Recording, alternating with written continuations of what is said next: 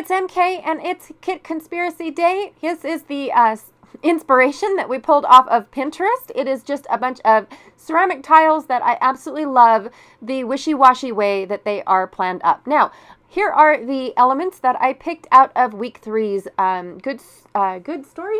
Good Day Sunshine Simple Stories inspired kit. I did end up finding two, you guys, of those glitter papers. So I went ahead and decided to use them. Is it a cheat? Maybe.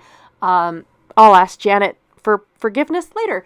Anyways, I also picked out my yellow ombre and then that postage stamp piece of paper, as well as some of the sticker sheets that I had. So very minimal pieces, but I do have some cut files that I plan on using for this layout. Now, the one cut file that is a strip, I believe I received in the Creative Cuts Club kit. And so I'm not really sure. I can't remember, but it's been with these photos for a while now, about a month or so. So I don't really remember where I got that, that strip of images. I'll look it up and put the information down below, I promise. Then I also created the words Las Vegas using just my Cricut and the type fonts that were available. That's it. So I'm taking my ombre yellow paper and using that as my photo mats so they kind of sort of stick out. I felt like yellow was a great backer for these photos because in every single photo there was at least something yellow in them, whether it's the stripe on the sidewalk or in the building, on a lamppost, anything like that. So I thought it was perfect. So to go with the stripe of images going across, or I should say landmarks, going across the border, I decided to do my Vegas one going up and down. So that is why I chose to have my glitter paper going in one direction one way and another direction another way. Plus, all of these photos will be separated with pocket pages. So they're not even next to each other in the layout, even though I'm creating them as a 2-pager.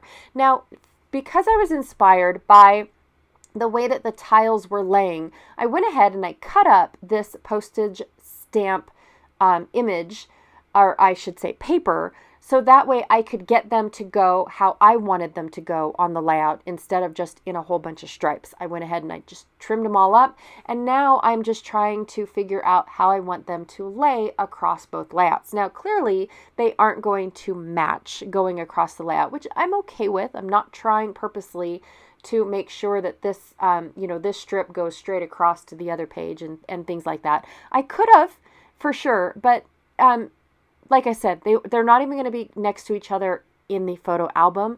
So I just wanted to treat it as such, as a 2-page layout, but yet not. Now these photos, to be honest, are not mine.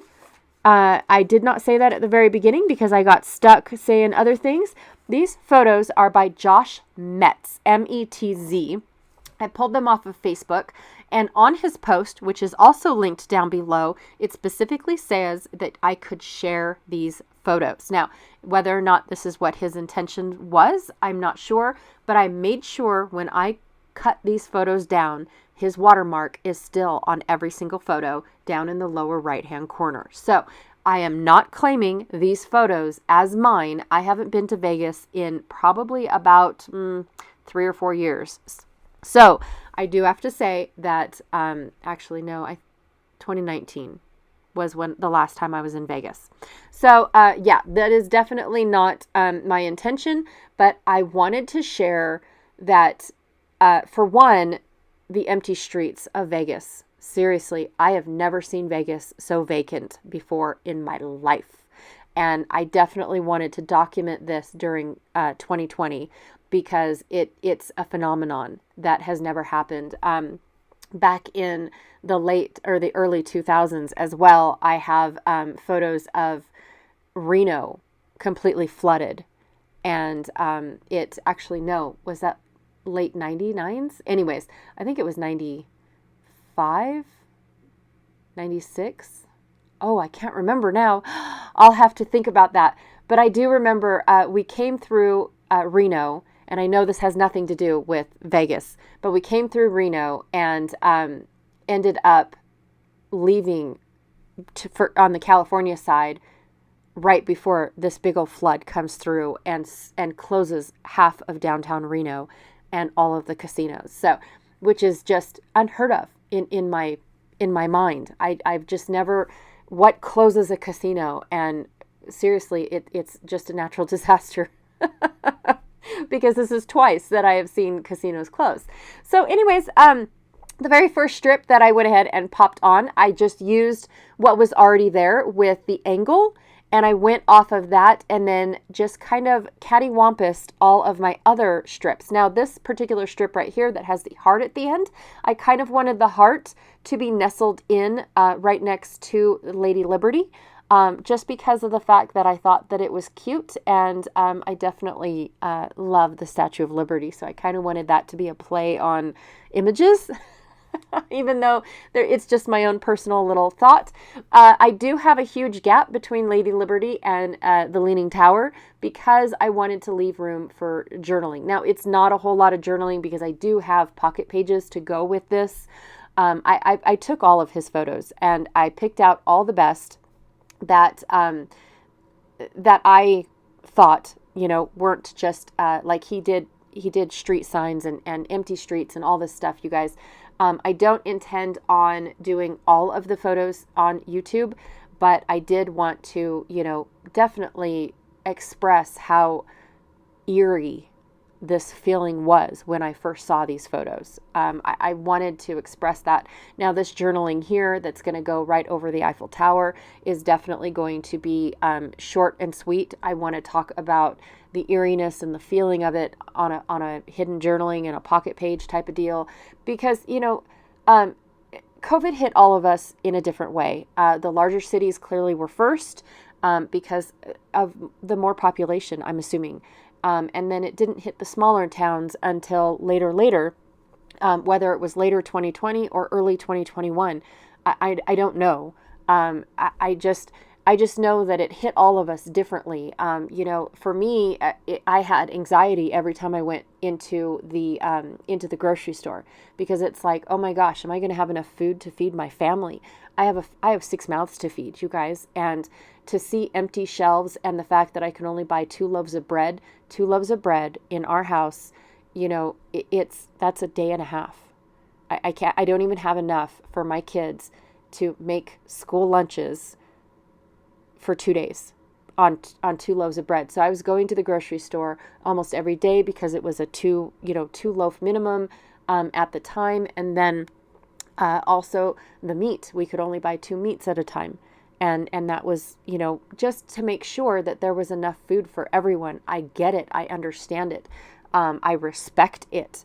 But it also gave me anxiety because we had to think out of the box of how to feed the family and keep them, fed and whatnot, especially when the children had no clue what was going on. They had absolutely no clue. I'm kind of one of those lucky ones that we don't eat a whole lot of frozen stuff. And so the first thing that was to empty out of our local market was the frozen section. Like, everybody went for the frozen stuff. And we don't eat the frozen stuff. And so, in fact, we don't even go down the aisle unless we're looking for frozen vegetables. In all honesty, I'm not saying I'm stuck up. Please don't think that. It's just something that I feel is more expensive when you go buy that type of thing for 6 mouths to feed. So for us, we always start with scratch. During COVID, I learned how to make my own spices that were not available. I learned how to make. I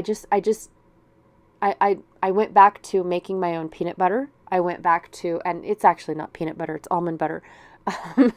To be honest, I reverted back to making our own bread. We found new ways to make bread. We had to revert, and in all honesty, it was fun. I hate to say it, but we took a tragedy and made it, made it into a learning experience, and it was fun, and the kids enjoyed baking with me while they were home. doing their online learning and all that stuff. We had fun, and we basically took lemons and made lemonade out of it. So anyways, even though this paper is bright and cheery and just so sporadic, all of these images in a way remind me of Vegas in a small way. However, I kind of wanted to leave it as, but it's not cheery. It's not a very comforting thought to think like this, you guys. So I definitely didn't want to use, the whole dream stickers and the whole, woo, it's summertime stickers. They were all very happy and excited, and I didn't want that. Yes, I wanted the bling for Vegas. Yes, I wanted all of these bright and cheery images for Vegas, because that's, every time I think about Vegas, it's always the lights and the crowds and the woos and the wahs, So I wanted that mood and feel, but I also wanted like all of the stickers to not be so exciting. So I cut off part of one of the little tiny word stickers. In fact, now I don't even, it says sweet summer memories. Down at the bottom left-hand corner, I just wrote 2020, or I put in the stickers 2020 summer memories, because that, this was during, I think this was April or May. I'll have to double check his post. But the link is down below for you guys to go and see all the photos, and definitely see where he gives permission to share the photos. So I definitely took that into consideration when I was doing this layout, especially live. I could have just shared the photos in my own album and kept them to myself. But I definitely wanted to do this layout because I thought it was absolutely perfect, especially with the border strips and the blingy paper. I mean, everything just really goes together, even though it's not very happy times. It does tend to go together.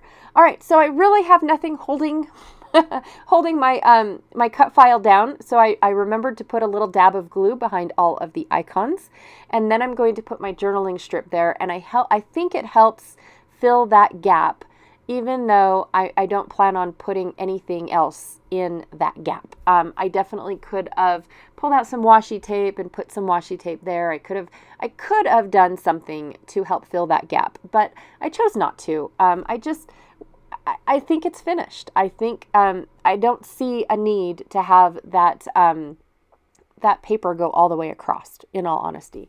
I definitely could have. And also, to help give this layout a little bit of movement, I did take some spots where I did not like the postage in the center of another strip, and I cut out some images and popped them up on PopDot. So for this instance, the hello geotag is popped up on PopDot. You can't really see it, but I do like that effect. It gave it something else to look at. And then I did that little cluster, few faux washi tape stickers on there down by the 2020. And then here I popped up the ampersand sign that is on the ledger paper down there by the word loss. And that is it. This is basically how I finished off the layout. Short, sweet, simple. It still has that Vegas vibe, but I didn't want to, have all the woohoos about it, because in all honesty, there is nothing woohoo about this. Even though it's a phenomenon, I definitely wanted to document it because of the fact that I've never seen Las Vegas's streets so empty, yet so clean either. And honestly, I did want it to reflect how we being me and my family, we took lemons and made lemonade out of it. So that is another thing that I wanted to woohoo about. Anyways, thank you so much for hanging out with me today. Be sure to check out Janet, who is Galaxy Girl Creations here on YouTube. Her link is down below because her and I are doing this together. Yay! And I definitely want to know how she did her sequoia tiles. Because I love the stacking of them. It almost kind of reminds me of Jenga too. I definitely could have done that because I have a few photos of us playing Jenga too. So anyways, thank you so much for hanging out with me today, and I will check y'all later. Bye.